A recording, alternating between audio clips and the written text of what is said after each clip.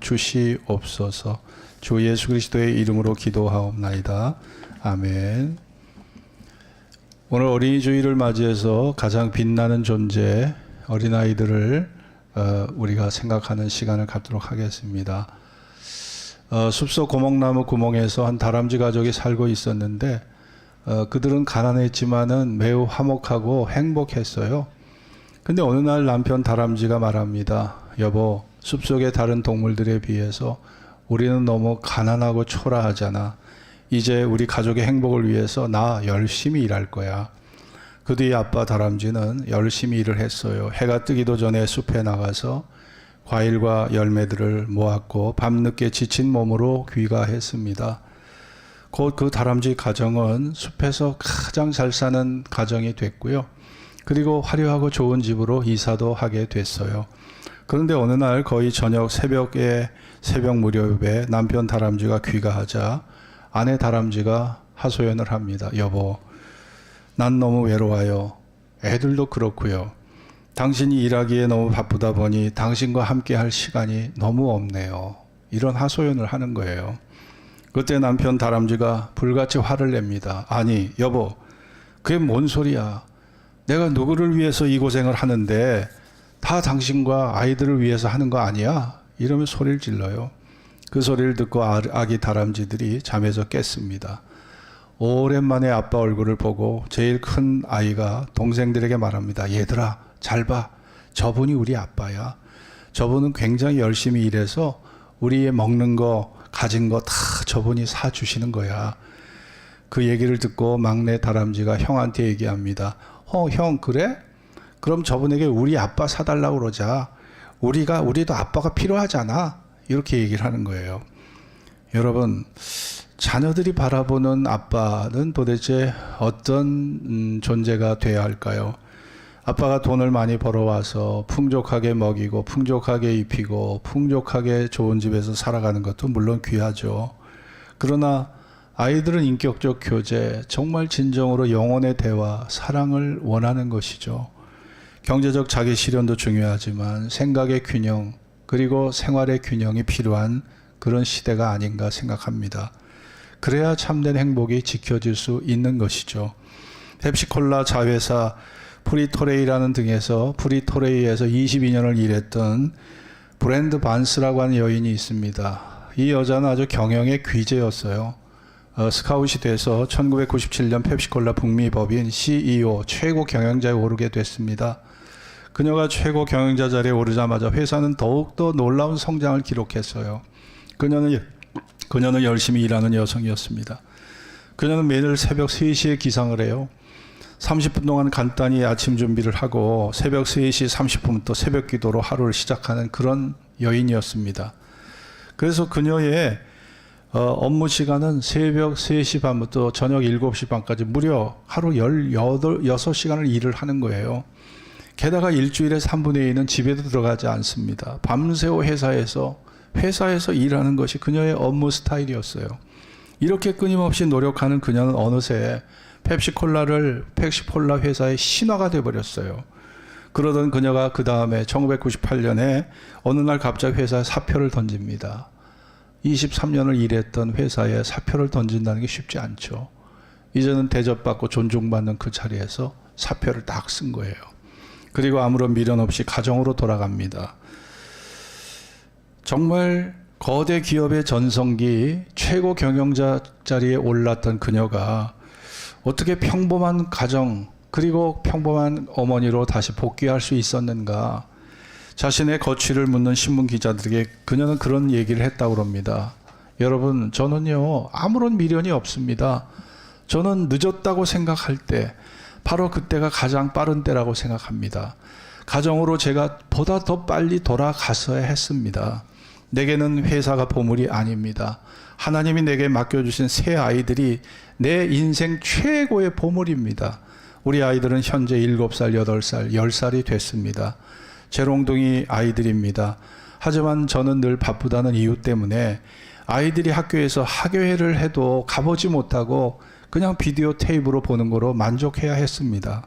그리고 아이들의 생일이 평일 때에는 그냥 지나치게 됐고 하나님이 내게 주신 보물, 내게 주신 선물, 이 아이들을 내가 보물로 키우지 못하고 인생 쓰레기로 내가 그 아이들을 키운다면 이것이야말로 하나님 앞에 내가 직무유기를 범하는 거라고 저는 생각했습니다. 이제 나는 가정을 지키기 위해 가정으로 돌아갑니다. 혼자서 자녀를 키우던 이런 한 어머니가 이상하다며 아이를 병원으로 데려갔는데 4살이나 되었음에도 말 한마디를 못해 아이가. 그리고 마치 강아지처럼 짖고 강아지처럼 냄새를 맡습니다. 조사 결과 아이를 돌아볼 사람이 없어서 4년 동안이나 반려견 2마리와 아이를 함께 집에 두고 엄마가 직장 생활을 한 거예요. 오랜 생활 동안 직장 생활을 하는 동안에 그 아이가 사람보다 개와 오랫동안 시간을 보내다 보니까 자기가 개인 줄 알고 개의 습성을 그대로 따라한 것입니다. 아이의 행동은 아이의 보기에도 함께 지낸 강아지가 보기에도 아무런 문제가 없었지만 사람들 보기에는 너무나 큰 문제가 됐던 것이죠. 아이는 강아지가 아닌 사람이었기 때문입니다. 이것은 헝가리에서 있었던 실화입니다. 실제 이런 일이 벌어졌어요. 사람에게 있어서 교육과 환경이 얼마나 중요한지 여러분 잘 아시잖아요. 얼마나 중요한가를 보여주는 이야기인데 우리 아이들에게 우리가 무엇을 어려서부터 가르쳐 줘야 할까요? 어린이는 이 땅에 가장 빛나는 존재입니다. 가장 빛나는 존재예요. 죄악에 물들지 않는 어린아이의 순수한 영혼을 바라볼 때 어른들이 많은 도전을 받습니다. 나도 저렇게 순수할 때가 있었을까? 나도 저렇게 맑을 때가 있었을까? 참 도전을 받잖아요. 우리 어린아이들을 통해서 부모들이 많이 돌아보게 되죠. 그리고 그 아이들을 사랑하지 않을 수 없는 그런 모습을 보게 되죠. 아미엘이란 사람은 우리는 어린이들 속에서 아름다움과 순수를 발견하고 행복을 느낄 수 있다. 어린이들에게 이 지상에서 우리가 그리는 천국의 그림자를 찾아볼 수 있다고 그랬어요. 여러분, 천국의 그림자, 천국의 모습이 아이들의 천진난만함 속에 있다는 겁니다. 그것이 우리 아이들을 우리가 주목하는 이유가 되겠죠. 찰스 스윈버는 어린아이가 없는 곳에는 천국도 없다고 그랬어요. 어린아이가 없는 곳에는 천국도 없다. 우리가 정말 아이들을 보면 저도 결혼해서 2아이를 키웠을 때 그 아이들이 저에게 생애 동기가 돼줬고 살아갈 그런 열정을 갖다 줬고 아이들로 인해서 더 책임감을 느끼게 되고 희생을 배우게 되고 섬김을 배우게 되고 그 아이들에게 제가 준 것보다 아이들에게 받은 게 제가 사실은 더 많은 것 같아요. 제가 아이들에게 준 것보다 받은 게 더 많더라고요. 돌아보면요. 러벅이란 사람은 어린이들에게 선물이나 맛있는 음식을 주는 것보다 희망과 용기를 주는 게 훨씬 낫다고 그랬어요. 그들 자신의 어려운 고비를 스스로 헤쳐나갈 수 있는 용기를 주는 것이 훨씬 낫다는 겁니다. 그러니까 물질적 공급보다 영적인 게 아이들에게 더 필요하다는 거예요. 영적인 게 필요하다는 겁니다. 토마스 풀러는 어린 시절에 행복한 사람은 어른이 되어도 행복한 인생을 살 수 있다. 어린 시절의 행복을 맛본 아이들은요, 그렇게 행복하게 살아가려고 하게 되는 거예요. 그러니까 어린 시절의 행복을 심는 것은요, 아이들에게 행복한 꿈을 심는 거예요. 그러니 그게 얼마나 중요합니까? 어린 시절은 아이들이 행복하게 자라야 돼요. 평안하게 자라야 됩니다. 가족 화목한 가운데 자라야 돼요. 그것이 아이의 평생 꿈이 되고 평생 희망이 되고 인생의 목표가 될 수 있는 것이죠. 주베르라는 사람은 어린이들에게 비판보다 본보기가 필요하다. 아이들에게 우리가 10마디 말보다 한마디에 한 번에 더 실천과 정말 아름다운 모범적 모습이 더 필요한 것이죠. 오늘 이 본문에 보면 하나님이 예수님께서 한 어린아이들을 저희들 가운데 세우셨어요. 어린아이를 왜 세우셨을까요? 이 아이 존재 자체가 중요하다는 겁니다. 아이가 정말 중요하다는 거예요. 예수님 당시의 사람들의 가치관 속에는 아이들은요, 그냥 성가신 존재예요. 성가신 존재. 떠들고 그냥 부산스럽고 어른들의 일에 방해가 되고 도움이 전혀 안 되는 그냥 짐스럽고 그냥 그런 존재이기 때문에 아이들을 업신여겼어요. 야야, 너 저리 가. 시끄러. 저리 가.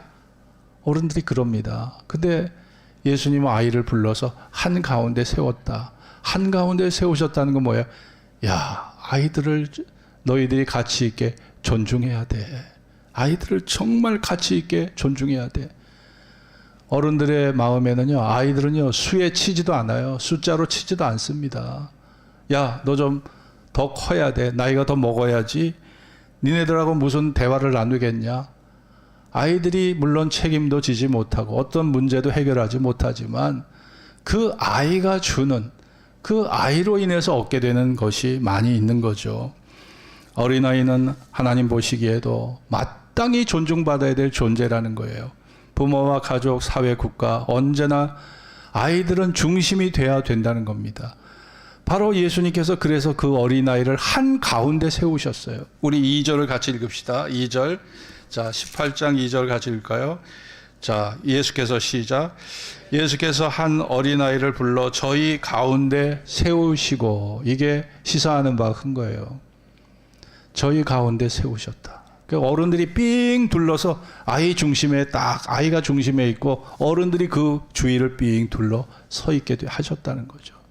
야, 얘가 세상의 중심이야. 어린아이가 세상의 중심이야. 어린아이가 하나님의 중심이야.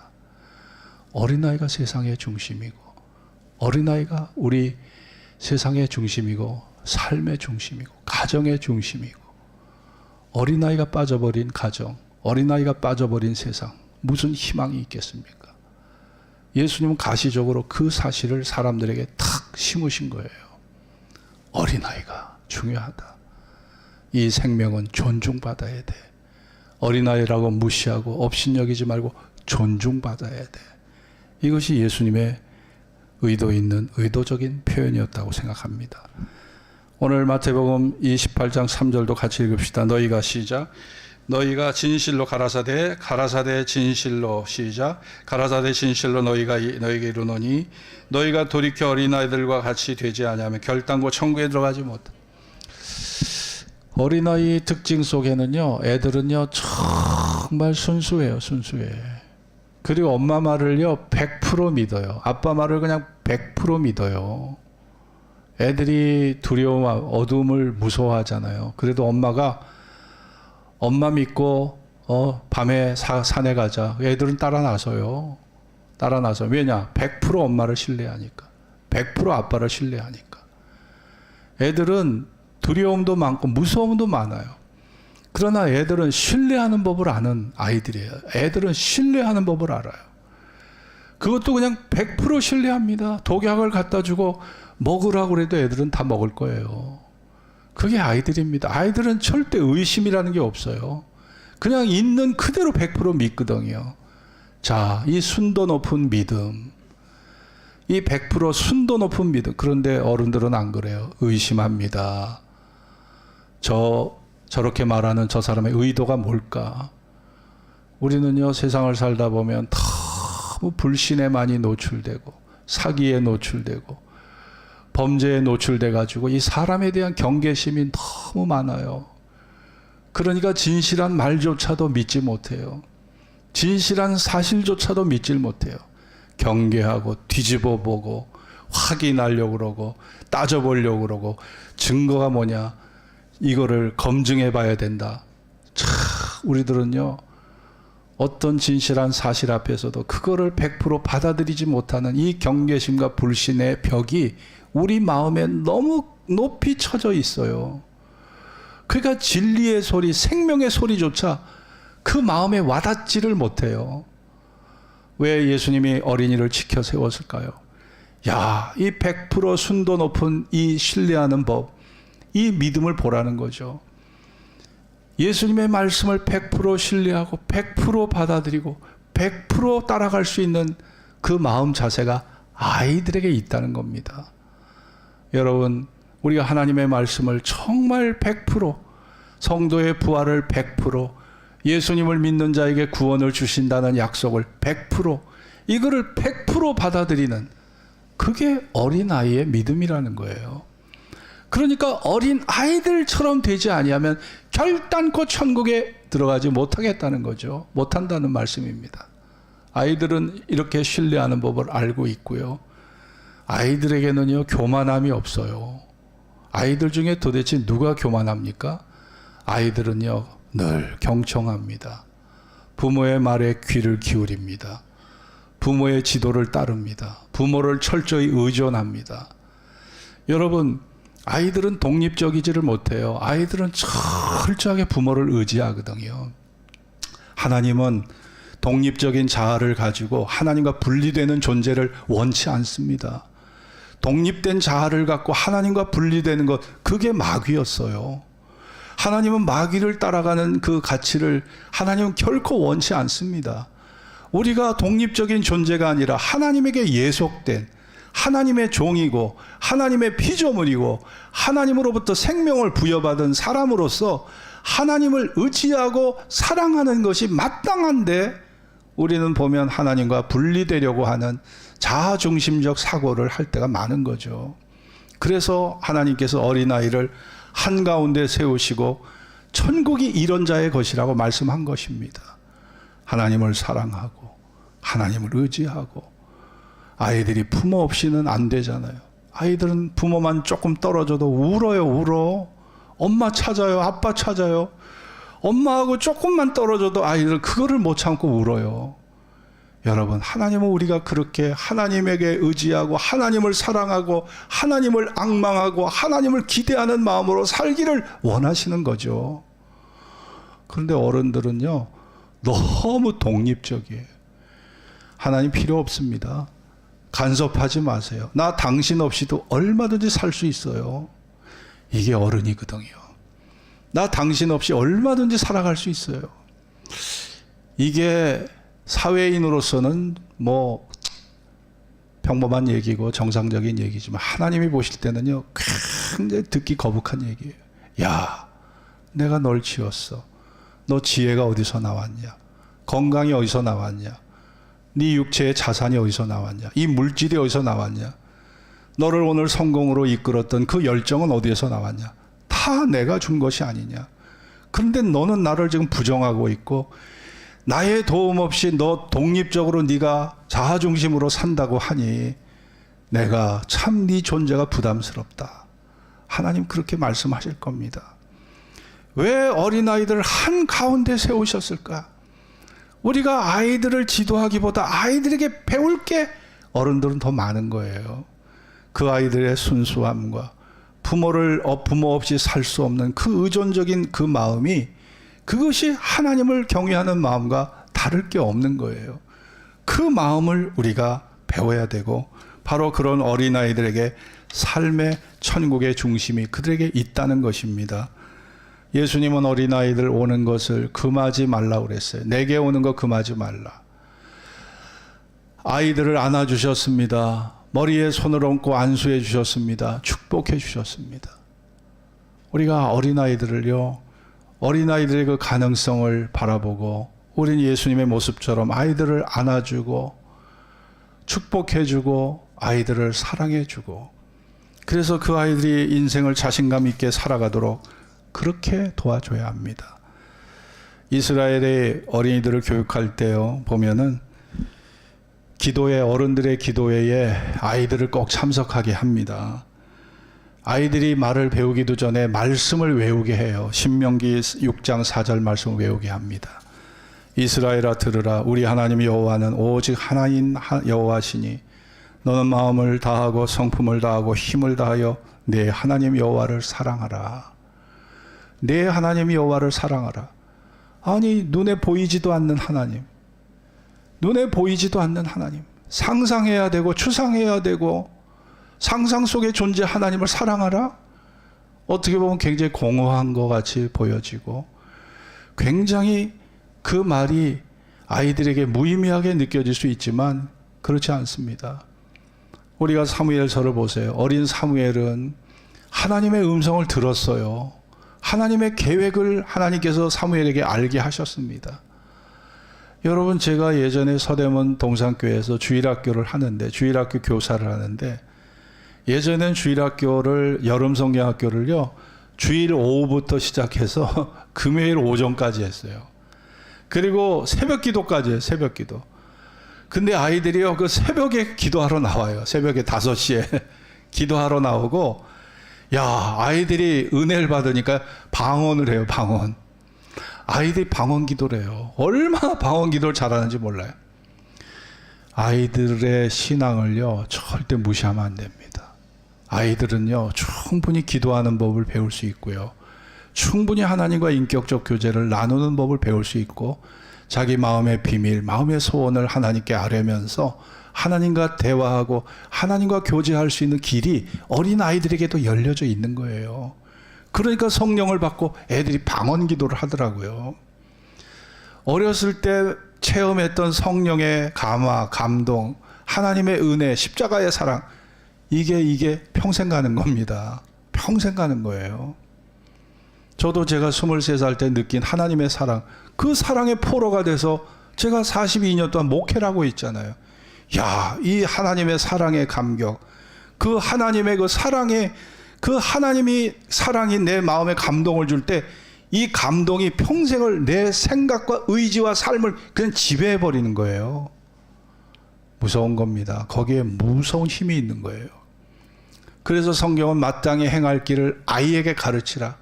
그리하면 늙어도 그 길을 떠나지 않으리라고 말씀했습니다. 여러분 아이들이 어렸을 때부터 은혜를 체험하는 게 중요해요.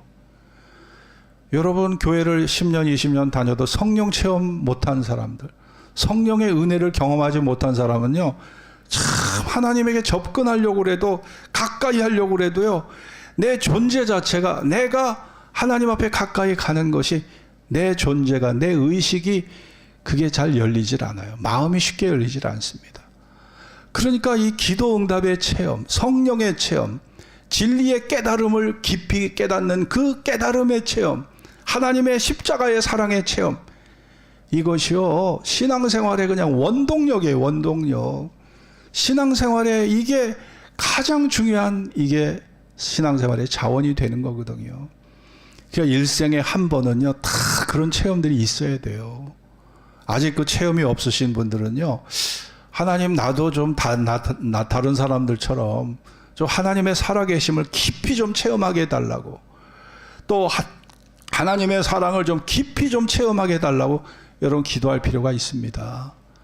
그래야지 내가 딱 하나님 중심에 내가 서 있을 수가 있어요. 그런데 그런 체험이 없는 사람은요 그냥 오락가락, 내 존재가 변덕스럽게 항상 상황의 논리에 빠져서 그냥 내 존재가, 내 인생의 길이 그냥 갈팡질팡 이렇게 갈 수밖에 없는 겁니다. 올곧게 하나님 중심으로 가기가 어려운 거예요. 체험이 없고 그러면은요. 여러분 유대인들은 테피린이라고 하는 조그만 상자를 만들어서 거기에 그 쉐마, 율법이죠, 모세오경, 그 쉐마 중에 한 구절을 그 종이에 써갖고 이 테피린 안에다 집어넣습니다. 말씀이 그 테피린 안에 있는데 이거를 손목에다 매요. 이 손목에다 매고 이 손으로 행할 때마다 하나님의 은혜가 있어야 된다는 것을 아이들에게 심어주는 거예요. 이맛박에다가 여기다가 끈으로 매가지고 이맛박에다가 테피린을 딱 달고 다닙니다. 야, 네 생각이 먼저가 아니야. 하나님 말씀이 먼저야. 하나님의 거룩한 뜻이 어디 있는가 생각해야 돼. 테피린이 그겁니다. 내 손으로 행할 때 말씀, 생각하고 선택하고 어떤 일을 결정할 때 말씀. 자, 이걸 시각적으로 아이들에게 교육을 시키는 거예요. 이 테피린. 여러분, 유대인들이 하루아침에 유대인이 된 게 아닙니다. 여러분 유대인들 보세요. 미국의 이 세계적으로 노벨상을 가장 많이 받은 민족이 유대인이라고 그러잖아요. 미국의 정치적 영향력, 대학 교수의 심지어 30% 이상이 유대계라고 하잖아요. 변호사, 법조인들 많죠. 방송계 지배하죠. 영화계 지배하죠. 금융계 지배하죠. 야, 정말 머리가 될지언정 꼬리가 되지 않고 위에 있을지언정 아래에 있지 않고 남에게 꾸어줄지언정 꾸지 않는 복을 유대인들이 다 받고 있어요. 그거는 바로 이렇게 말씀 중심으로 그들의 자녀 교육이 이루어지기 때문에 그들에게 이런 복을 하나님께서 주고 계신 거죠. 물론 그들이 예수를 믿지 않기 때문에 그들에게 영혼 구원은 없어요. 그러나 자연의 은혜, 이 자연 은총, 하나님의 말씀을 따라 살아가는 유익은 얻는 거죠. 우리 아이들의 지금 살아가는 생활의 환경을 보면 TV, 컴퓨터, 스마트폰, 아이들의 이 교육적 환경이 그렇게 설정이 되어 있습니다. 근데 세상의 물질 문명, 세상의 모든 것은요, 다 유희, 재미, 쾌락, 물질 중심으로 다 이게 꾸며져 있어요. 그러니까 세상에 빠질수록 육신의 정욕, 안목의 정욕, 이생의 자랑에 빠질 수밖에 없고요. 욕심이 가득한 인간으로 자라갈 수밖에 없는 거예요. 이 세상이 조연수와 이은혜와 같은 괴물들을 만들어내잖아요. 근데 조연수와 이은혜 같은 사람만 괴물일까요? 앞으로요, 더 무서운 괴물, 생전 처음 만나보지도 못했던, 상상하지도 못한 괴물들이요, 우리 사회에서 더 많이 일어날 겁니다. 왜냐? 우리 아이들이 바라보고 살아가는 세상이 다 물질적 자극, 쾌락적 유혹들, 네? 물질이 우상되어서 개인의 자유가 극대화되어 가는 이런 시대 속에서 괴물들이 만들어질 수밖에 없는 세상을 아이들이 살고 있는 거죠. 우리 아이들을 멀리 보고 키워야 합니다. 10년 후를 내다보고 20년 후를 내다보고 내 아이가 성인이 되어서 사회인으로서도 아이들이 인정받는 아이가 되게 해야 돼요. 가정에서만 귀여움받는 자녀가 아니라 사회에서도 인정받는 자녀. 사회는 실력을 요구합니다. 사회는요, 능력을 요구하고 있어요. 사회는 진실한 사람을 요구합니다. 신용이 있고 믿을 만한 사람을 요구합니다. 이 사회는요, 너무나 냉정해요. 신용 없는 사람 다 나가리 됩니다. 다 하차해야 돼요. 사회생활 해보신 분은 다 알잖아요. 신용이 첫째라는 거. 그게 뭐예요? 신용, 믿음, 약속, 네? 말의 이 진실성. 이게 무너져 보세요. 미국의 리먼 브라더스라는 회사가 미국에서 그 인류 역사상 가장 규모가 큰 회사, 뭐 수백억 조 원의 빚을 지고 그게 리먼 브라더스가 날아갔는데 그 유튜브에 나온 걸 보니까요, 이 사람들이 분식 회계를 했어요. 예? 매출이 5조밖에 안 되는 매출이 10조다. 그래야 주가가 올라가니까 분식 회계를 한 거예요.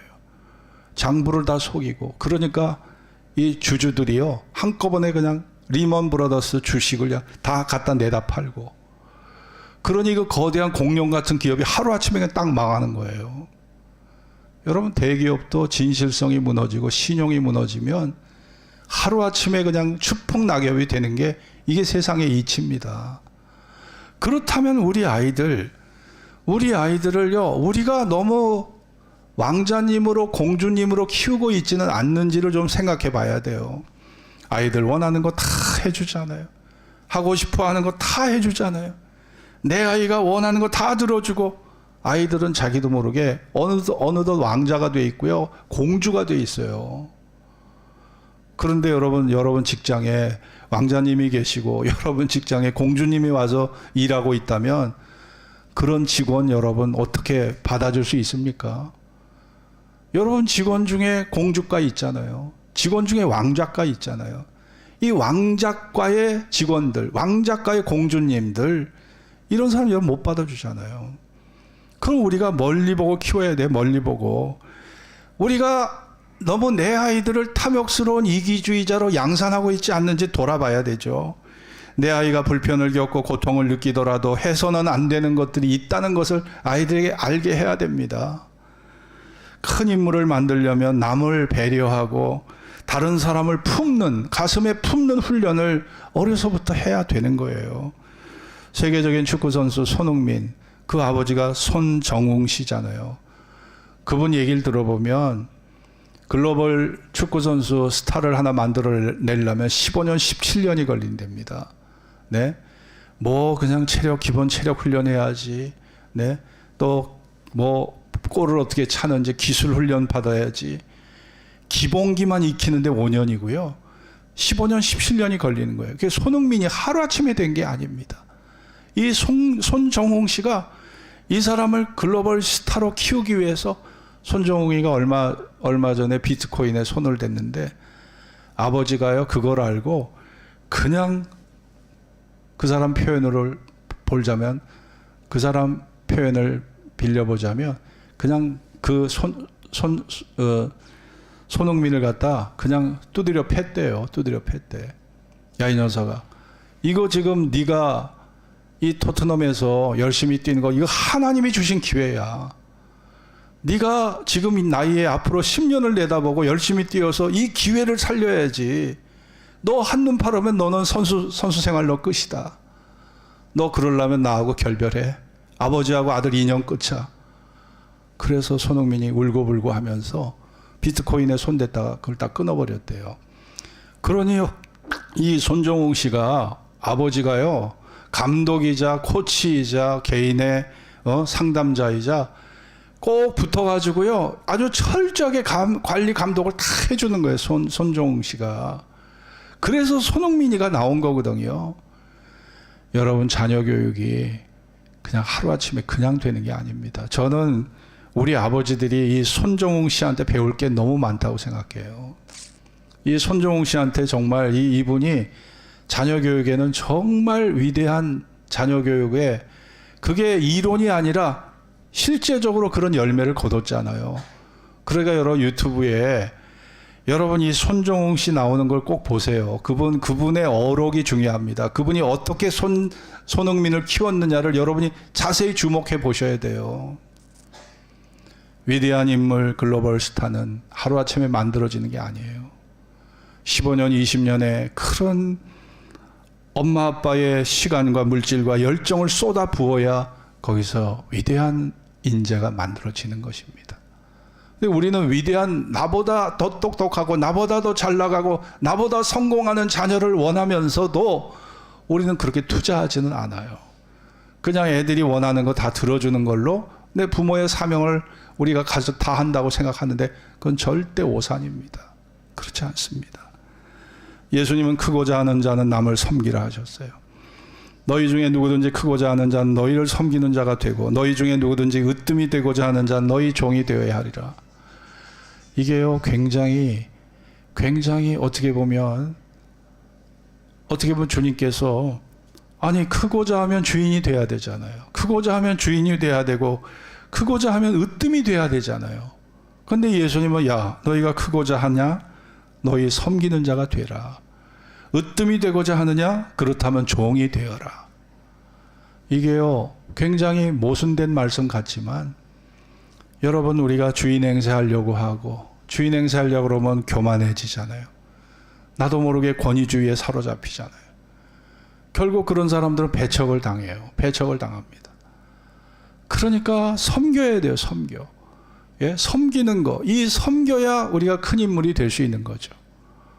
우리가 가정에서도 부모가 대접을 받아야 되지만 부모가 자녀들을 다 그냥 섬기고 살잖아요.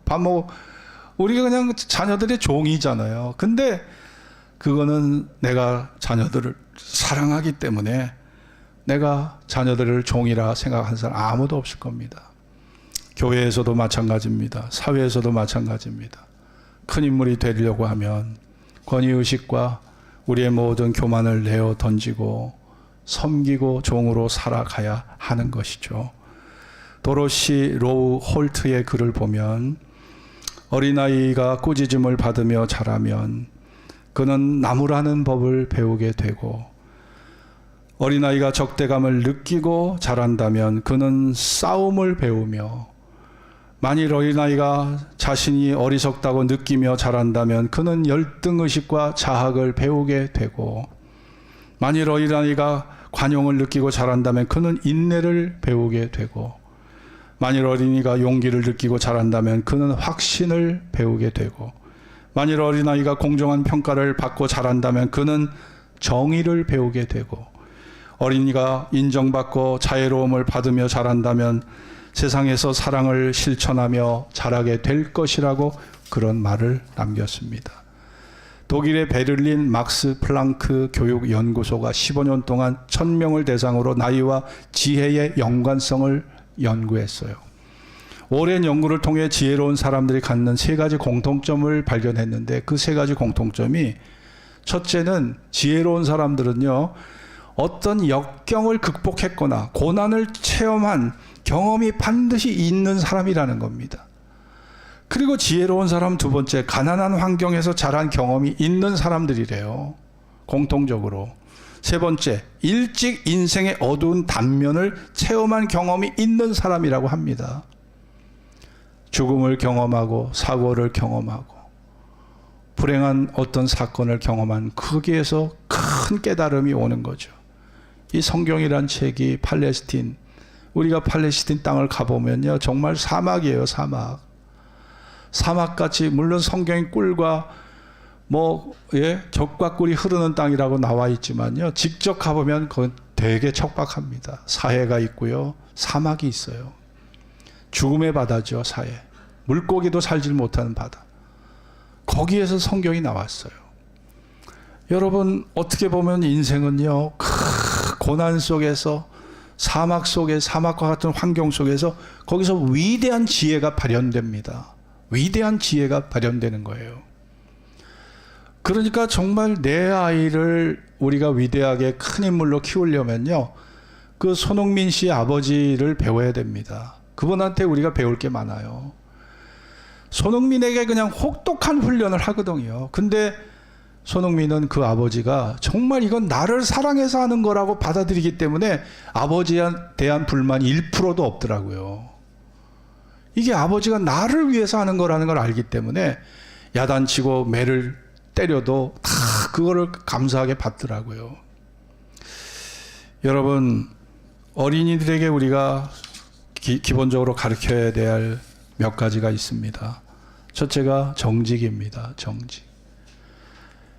이 사회는요, 신용과 믿음, 신뢰라는 것을 질서, 그것이 기본적 질서인데, 우리가 신뢰가 무너지면 부부의 사랑도 딱 식어버려요. 내 남편이 거짓말만 치고 내 아내가 거짓말만 친다고 그렇게 여겨지면 그 사람한테 아무 약속도 못하고 신뢰를 할 수가 없는 거예요. 내가 정직한 사람이 된다는 것은 주변 사람들에게 내가 신뢰를 받는 겁니다. 신뢰를 받는 거예요. 우리은행에서 614억 원 횡령해가지고 그걸 가지고 사업을 하고 주식 투자를 하고, 아니 그러다가 은행 직원이 그러다 걸렸잖아요. 오스템 임플란트 2200억 횡령. 또 어디 공무원은 200억 횡령. 야, 요즘은요, 아주 간들이 너무 커요. 간들이 너무 커서 5억, 10억이 아니에요. 횡령을 해도요, 막 600억대, 2200억대. 야, 엄청납니다. 여러분, 신뢰가 무너지면 뭐가 남을까요? 신뢰가 무너지면요, 모든 걸 한순간에 다 잃어버리는 거예요. 리먼 브로더스가 그렇고 어떤 기업도 마찬가지예요. 신뢰를 잃어버리면 다 잃어버리는 거예요. 이 목숨을 걸고 지켜야 되는 게 신뢰입니다.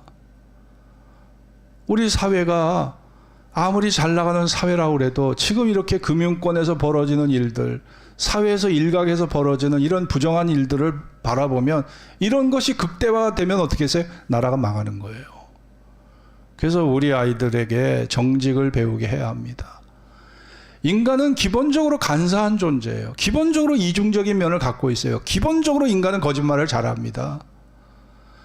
그러니까 진실한 말을 한다는 건 굉장한 용기가 필요해요. 야단 맞을 용기, 관계가 악화될 수 있다고 하는 그것을 감안하고 말하는 용기. 우리가 진실하게 얘기하면 불이익을 당하는 경우가 많거든요. 진실하게 얘기하면 사태가 더 커지거든요. 그러니까 그걸 숨기려고, 축소시키려고 거짓말을 하는 건데, 근데 거짓말을 하다 보면 이게 자꾸 거짓말이 늘어서 나중에는 이게 완전 이제 사기범이 돼버리는 거예요. 거기서. 그래서 우리 아이들에게 정직을 배우게 해라. 정직이 중요한 것이고, 기도입니다. 기도는 어른들만 하는 전유물이 아닙니다.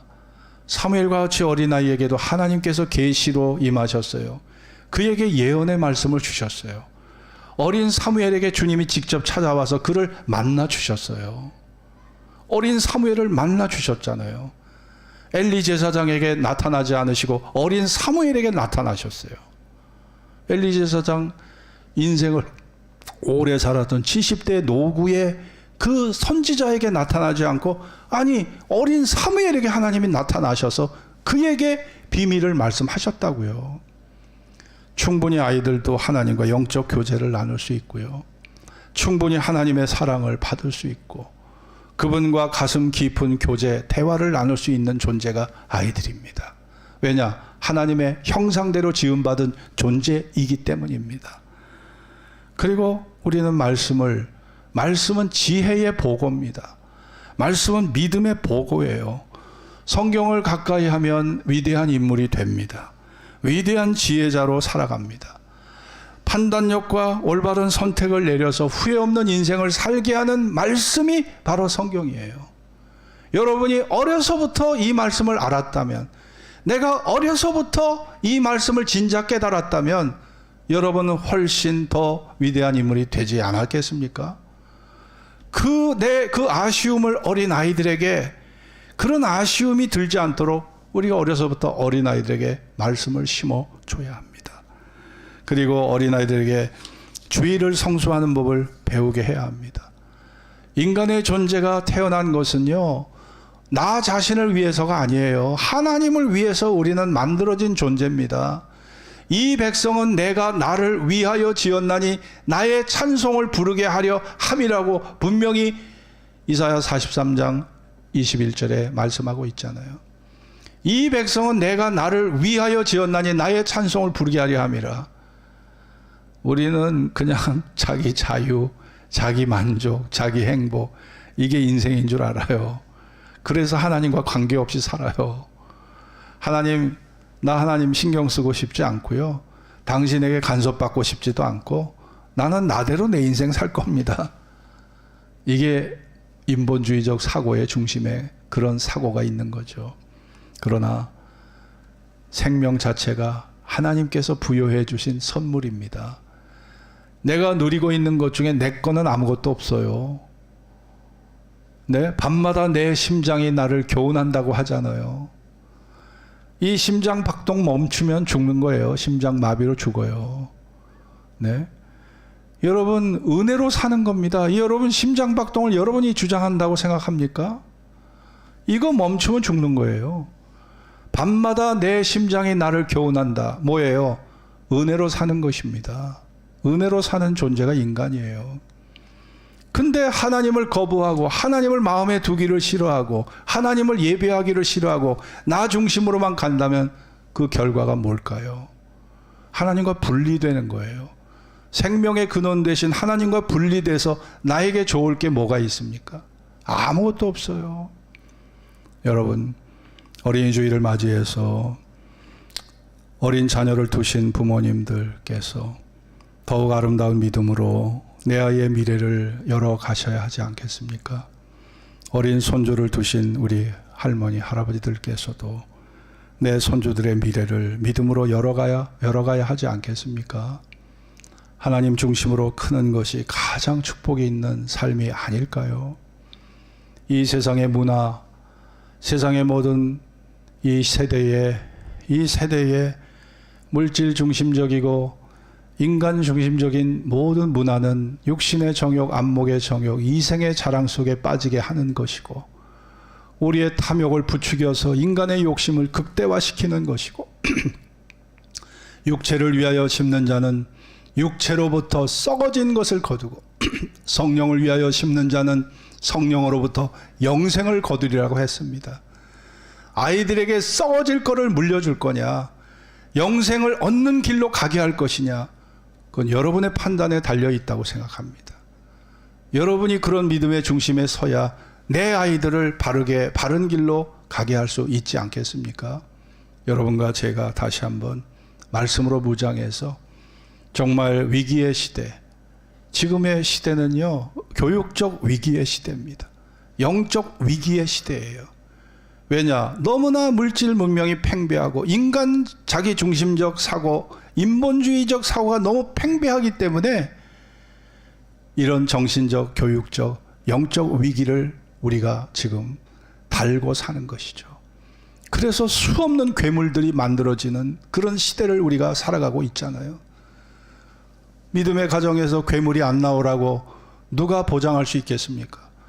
여러분이 말씀 중심으로 살지 않고 말씀을 아이들에게 가르치지 않으면 내 아이 중에 괴물이 나올 수 있어요. 조연수, 이은혜 같은 괴물이 거기서 나온다니까요. 여러분, 이 위기 시대를 믿음으로 잘 극복해서 아름다운 축복을 심어가는 저와 여러분이 될 수 있기를 주의 이름으로 축원합니다. 기도하겠습니다. 오늘 주신 말씀을 기억하면서 정말 지금은요, 교육적 위기, 영적 위기, 정신적 위기의 시대입니다. TV와 인터넷, 스마트폰에 중독된 사람들은 감각의 유의에 빠져서 자기 만족과 자기 자유를 극대화시키려는 그런 세상의 허망한 꿈을 꾸다가 거기서 괴물이 만들어지고 있어요.